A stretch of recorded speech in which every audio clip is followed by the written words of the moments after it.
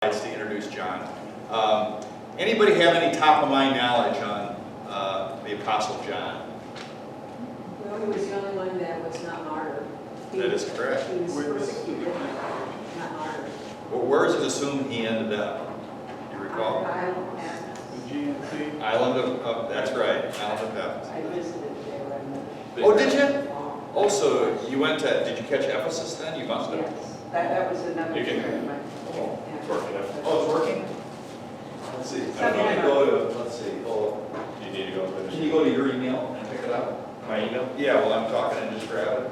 Yeah, I remember my password. My brother was pastor at Pier, John Kaiser. Wow. And so he's taken, led trips that John has been on. In fact, we were supposed to have gone on one in May, which was canceled.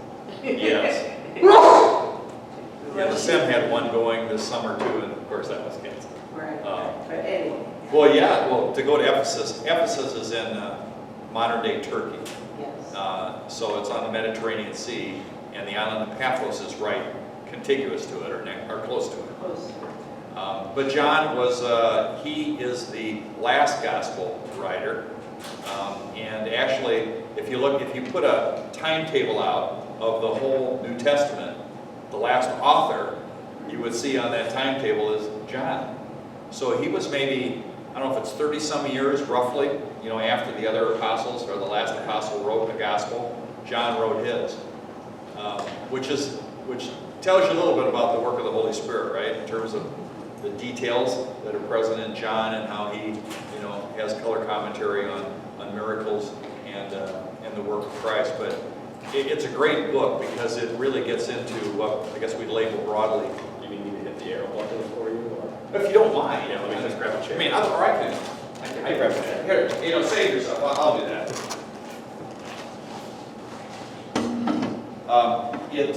It's a book that starts out, and what I had for our lesson today, or to get us going, is just the first 3 verses of John. Because actually, in those first 3 verses, there's a lot in there. It's packed. And actually, let's have someone, if anyone is willing to read John 1:1-3. It's also on your handout if you don't have your Bible or don't have it. In the beginning was the Word, and the Word was with God, and the Word was God. He was in the beginning with God. All things were made through him, and without him was not anything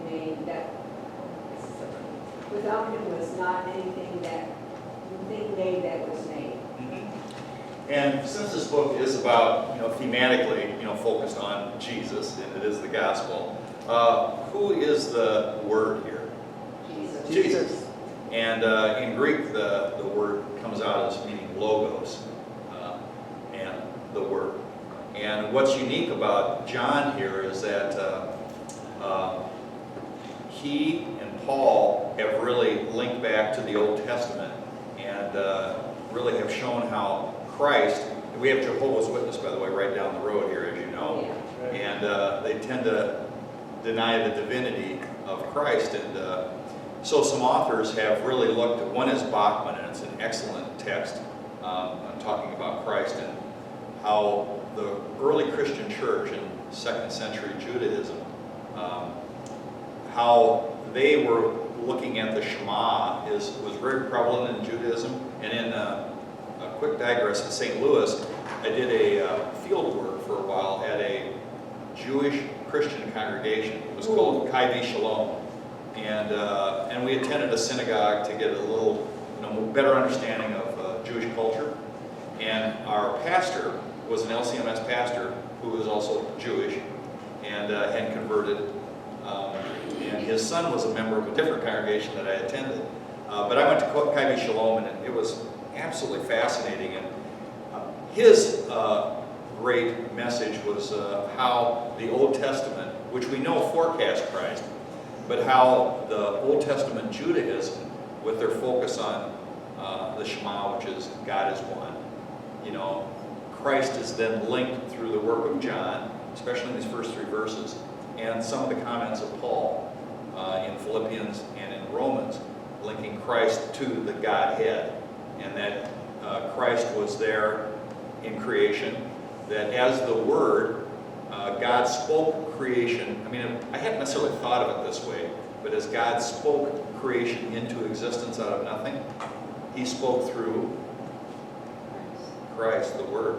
So the Word, is obviously present at the beginning. Christ was there at creation. The world was spoken into existence through the Word, Christ.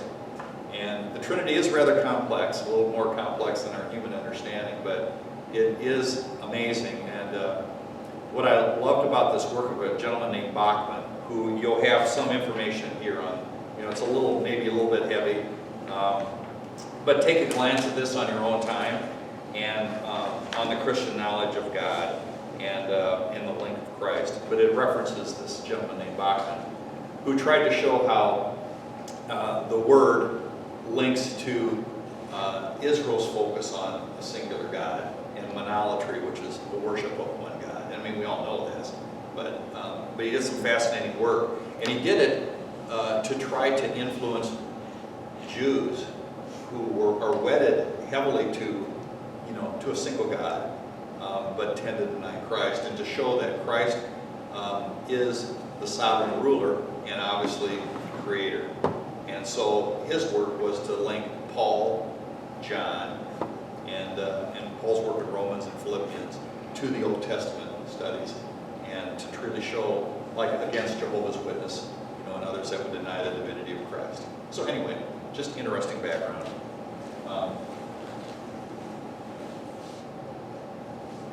And again, John narrates, of course, the ministry of Jesus.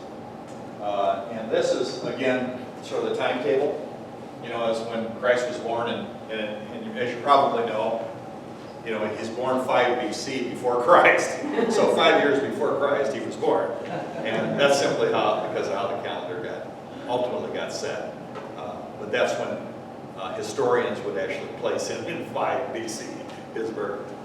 And then you can see that 85 years later, John writes the gospel. Or more than that, 90 in essence. So I don't know if that's really accurate from his age, but anyway, from when the gospel appeared, when they have tried to timestamp the gospel writings. And then if you put it in the perspective, you probably can't hardly even see, you can't see that. This is the whole New Testament, basically. And the epistles of John are right here.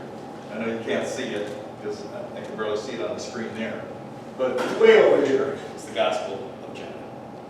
So anyway, it's quite amazing, the work of the Holy Spirit, to have this Gospel written so far after the other Gospels. And if I look on the screen where I maybe can pick up the writing a little bit better, Luke and Matthew, which I know you just finished Matthew, were written in about AD 60.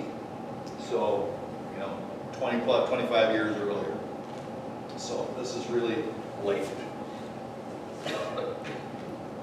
And this is how the whole book tends to break down into these 3 sections. It's a prologue. Some have considered it a hymn or poem, this first part, the first 18 verses. And then it goes into Christ's public ministry and his farewell to his disciples, as he, as you know from Matthew, as he gives his disciples a great commission. And then it gets into a great focus on Christ's passion and his resurrection. And so John really adds a lot to the Gospels in positioning Christ in both his human and divine nature, quite astutely. So let's just go back to John 1:1-3, in the beginning. So Christ was there at the beginning, as we know. And again, this is used in reference to Jehovah's Witness when you deny that he wasn't around. And the Word was with God, and the Word was God. So Jesus obviously is and was God. And also Jehovah's Witnesses often lowercase on the word God. Well, that is not untrue, sure.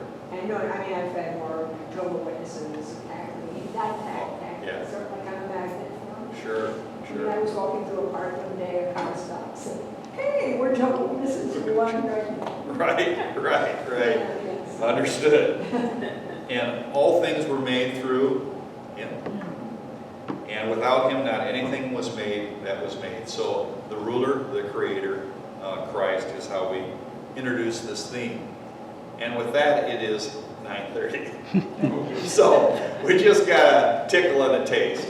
And but if you get a chance to glance at this before we get together again next week, again, it's a little bit rough, but it takes you to some additional passages on the Trinity. And I think you'll find them intriguing, and we can talk about them in more depth next time. So, Dan, would you like to close